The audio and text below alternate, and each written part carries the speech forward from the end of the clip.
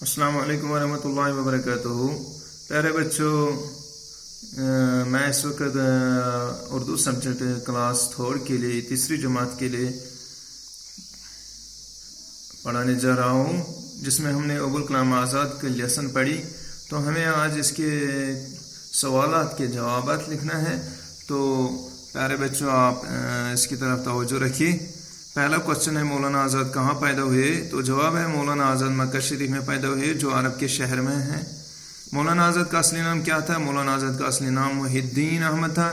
مولانا آزاد کب پیدا ہوئے؟ مولانا آزاد 1888 عیسوی میں پیدا ہوئے۔ مولانا آزاد کے والد صاحب کا نام کیا تھا؟ مولانا آزاد کے والد صاحب کا نام مولانا خیر الدین تھا۔ مولانا آزاد نے کس مدرسے میں تعلیم حاصل کی؟ مولانا آزاد نے کسی مدرسے میں تعلیم حاصل نہیں کی، بلکہ والد نے گھر پر ہی پڑھانے کا انتظام کیا۔ مولانا آزاد کس محکمے میں وزیر ہوئے؟ مولانا آزاد تعلیم محکمے میں وزیر ہوئے۔ مولانا آزاد نے کتنی عمر گزارنے کے بعد اور کب اس دنیا کو رخصت کیا؟ مولانا آزاد نے 70 سال کی عمر پا کر 1985 عیسوی میں اس دنیا سے چل بسے۔ مولانا آزاد کو کہاں دفن کیا گیا؟ مولانا آزاد کو دہلی جامع مسجد کے سامنے دفن کیا گیا ہے۔